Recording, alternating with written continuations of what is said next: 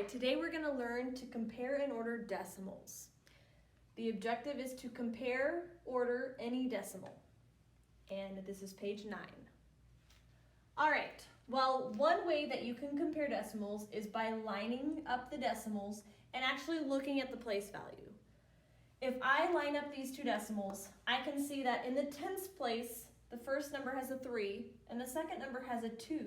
Well, the tens place you can kind of think as dimes. So what would be more, 2 dimes or 3 dimes? 3. So this number is greater, or 3/10 is greater than 28/100. Okay? Another way, which this is the way I really recommend you use, is to add zeros so that all the numbers, depending on however many you're comparing, have the same number of digits. So if you look right here, this only had 2 digits, 39/100, and I went ahead and I added a 0 here so that they both have 3 digits. Well, if I do this, and I can also line them up, but if I do this, I can actually ignore the 0 and the decimal and just treat them as if they were whole numbers. Because they have the same number of digits, I can compare them like they were whole numbers. 390 is bigger than 345. So again, this is greater. Just remember when you're writing your inequality sign that greater than, this is the greater than sign, it's always open towards the larger number. So had this number been greater, it would be the other way around. Just remember it opens towards the greater number. Okay, so I like to use a combination of both of these, but especially like to add zeros because I have a lot of people who, if I don't put that 0 there, they think of this as 345 and 39 and they try to tell me this is bigger. So add that 0 to better compare them.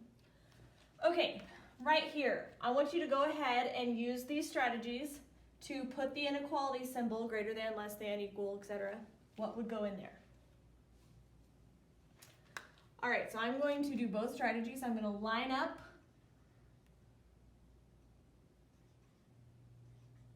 my decimals.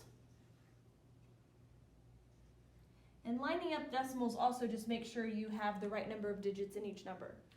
So I can see that if just by lining up decimals, they both have a 3 in the tens place. They have a different number in the hundreds place, but I'm also going to add that 0 to help. So if I put a 0 here, and I'll make it a different color to show that it was an added 0.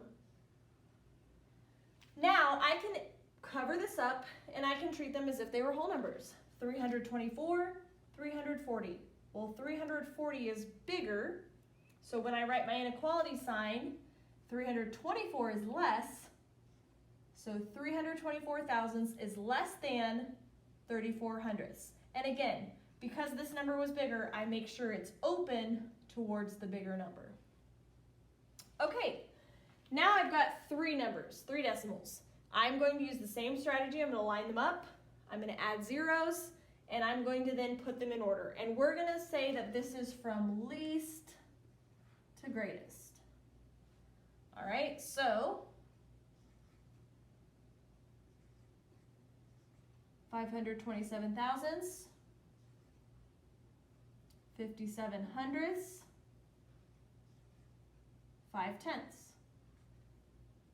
So I've lined them up. Go ahead and add zeros where necessary.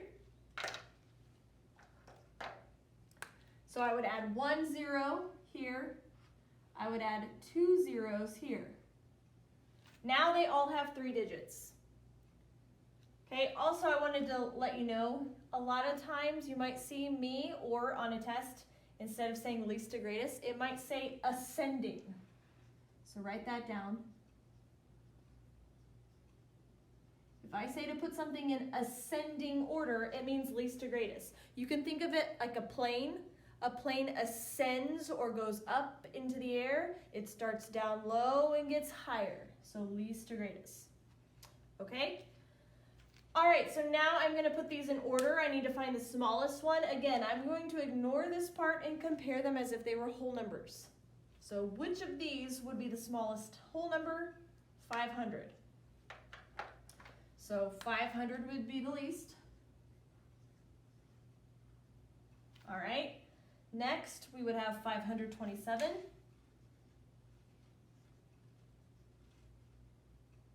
And these are actually decimals, so don't forget your decimal. And then last would be 570. And again, these are thousandths. Okay, whether I put the 0 in front or not, it doesn't matter. It means the same thing. All right, so there's my answer. And if I put it back in original form, because I want to put it back how they used to be, so that would be 0.5 or 5/10, 527 thousandths, and 57 hundredths.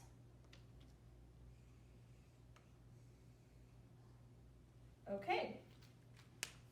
Go ahead and try this one. Line up your decimals, add zeros, and put them in order. This time though, we're gonna do greatest to least. And a word that means greatest to least that I will often use is descending.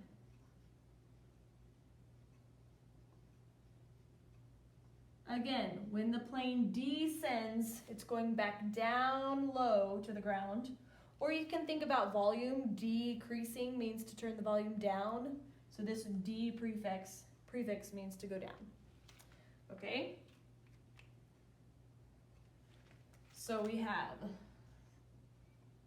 27 hundredths, 272 thousandths, and 3/10.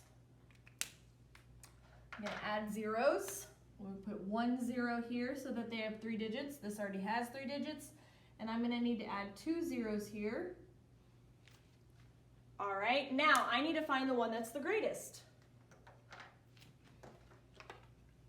So 300 would be the greatest.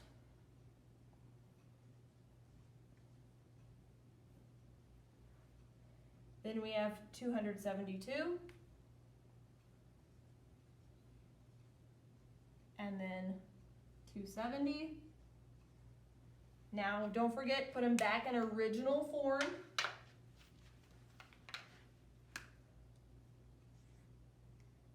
Three-tenths,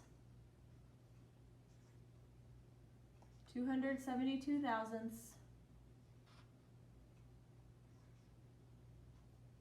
27 hundredths. All right. And last, we have a word problem. So Ollie, Carry-On, and Brad were running a sprint. Ollie finished in 45.5 seconds, Carry-On finished in 45.45 seconds, and Brad finished in 45.54 seconds. Who came in first, second, and third place? Well, don't forget when you're doing word problems to refer to your math strategies, Panther strategies. So I'm looking here and I'm seeing that we could probably use the strategy numbers, maybe make the numbers into a friendlier version. And we could probably also draw a picture to help. So I'm doing N and P, and I'm just writing that down to remind myself to use those strategies. All right, so first thing I'm gonna do is I'm gonna make those numbers into a little bit friendlier version. And what I mean by that is I'm gonna just do the strategies I've been doing here, like adding zeros. So when I'm doing this, I'm gonna make sure I put the initial of whoever it is next to the numbers so I don't accidentally get them mixed up later. So Ollie, and that was 45.5, Carry-On, 45.45, and Brad, 45.54. Now, all of these numbers have 2 digits after the decimal except for Ollie's number, so I'm just going to add a 0 here. All right, so I've already used the numbers by making them a little friendlier, so now they have the same number of digits. Now, I can do a picture to help as well. So let's pretend here's the track and here's the finish line. Okay, I have to think about, in a race, do you want the biggest number or do you want the smallest number for your time? Well, if you're racing, you want to finish first, so you'd want the smallest number. So let me think about this. Okay, so who has the smallest number? Well, all the whole numbers are the same, so I'm going to ignore those. and just pay attention to the decimal. 45 would be the smallest, so that means Carry On would be right here in the lead. And then after that, we would have Ollie. And then Brad would be at the end. Okay, so we want to know who came in first, second, and third place. Well, that should be easy now that we've done this and had a little picture. That means Carry On came in first, Ollie came in second, and Brad came in third. All right, keep practicing. See you next time.